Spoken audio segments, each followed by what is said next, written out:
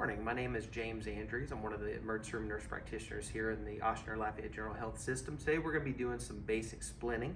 On our mannequin, we're going to be doing a volar splint. Now, before you do any kind of splint prep, first we do have to check the skin and make sure there's no wounds breakdown, check capillary refill, nice and warm to the touch, the skin is intact. For this splint, a volar is going to be supporting the hand and wrist, so we are going to go ahead and get our supplies together.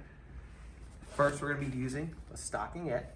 We try to do based off the size of the patient's arm. Today, we're going to be using some 3-inch. For measuring, we do a little bit past the fingers of the extremity. So I am going to go ahead and do some measuring with our bedside patient. In the exam room, we do recommend using measuring tape to be exact, but it does not hurt to cut a little bit long just to ensure we have enough.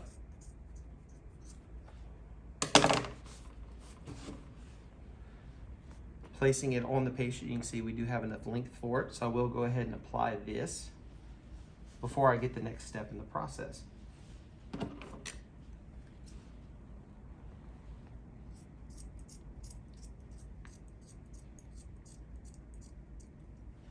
For doing any splint, we do want to make sure and have the ability to see the tips of all the fingers. We want a little bit exposed on the end, so we again can check capillary refill once we're done. And we want the stockinette to make sure that the skin is protected whenever we put the next layer of casting material. Next, we're going to be using some cotton undercast padding. We already have some open here, so we'll go ahead and apply it.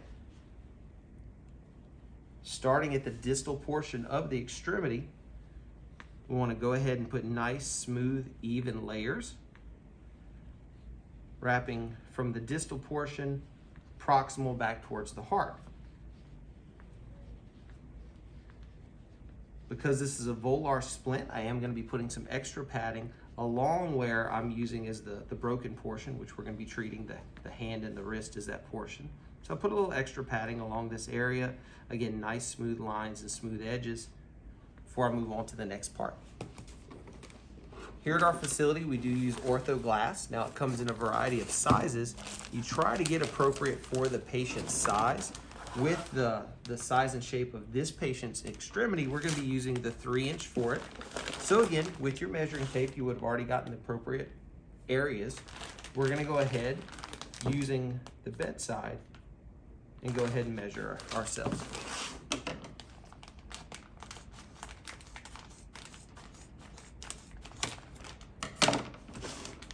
With orthoglass splinting, it's very important that it's only exposed to air for a short period of time because it will harden. So I do have my patient again. I can check and see. The length looks excellent. It goes all the way across the forearm, coming up right under the fingers with a little bit of overhang to support the area. So I'll set this off to the side. Because the orthoglass will dry out very quickly, we do recommend going ahead and clamping it off to keep extra air out of it.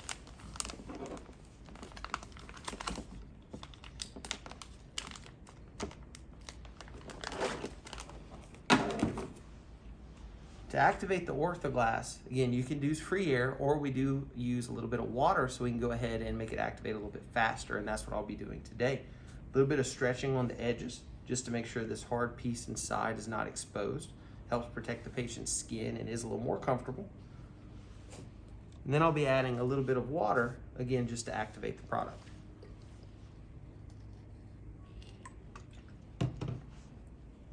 When you're at the bedside, just a rinse and then wringing it out gets the extra fluid out. And then we can go ahead and apply it. And in this case, for this style of splint, we're applying it under the arm and cupping the hand before we put the final layer on it. For our orthoglass splints, we do like to go ahead and use ace wraps to support the area. Again, prep before you grab it. Depending on the patient's size is what we based off our area. So we do have some 3- and 4-inch ace wraps. I'm going to go ahead and use the 4-inch for it.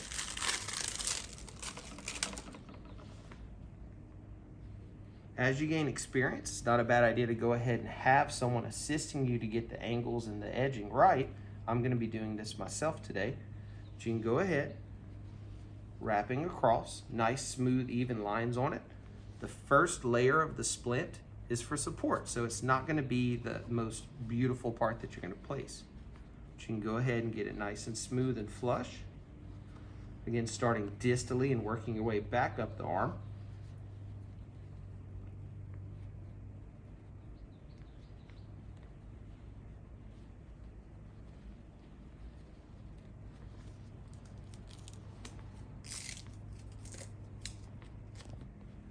Having the first layer, we still have a little bit of overhang at the fingers. We also have a little bit of overhang down at the base. Again, to make it more attractive, we are going to roll it down so we can see what the distal fingertips look like. So again, we can check capillary refill. And we'll also curve it down the bottom, or more proximal rather, area of the arm, just again so we can see it and get a nice clean edge on our splint. After the base layer is put, we'll come back with a slightly smaller ace wrap, and this will let us get nice pretty margins. If you need to cut it, go ahead and make edges on it so you can expose the thumb so you're not putting undue compression.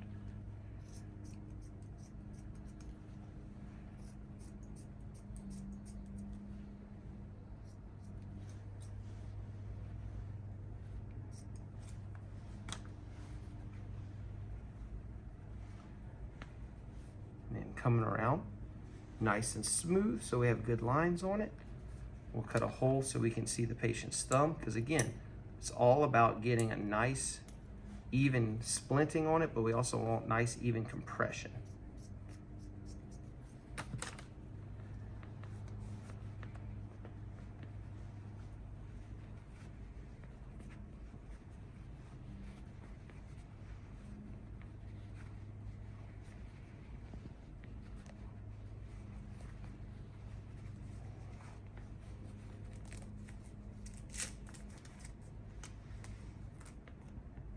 Now, after you've applied your splint, it's still going to be damp on the inside. This gives us the chance to set it exactly how we'd like. For this splint, we do want to go ahead and cup the patient's hand, almost as though they're holding a Coke can, to have it more anatomically accurate.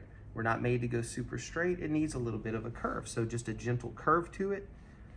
Allow the patient to rest while it hardens. It takes about 5 minutes, and then your splinting will be complete. Again, once you're done, check the pulses to make sure that it's not too tight, it's not too snug.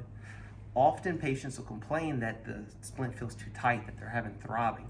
It's okay to loosen the outer layer of the ace wrap just a little bit. You can even rewrap it if you'd like, just to make sure there's even compression, snug, but not so tight whereas their fingers are turning purple or it's uncomfortable. Thank you so much for your time today. If you have any questions, please let us know.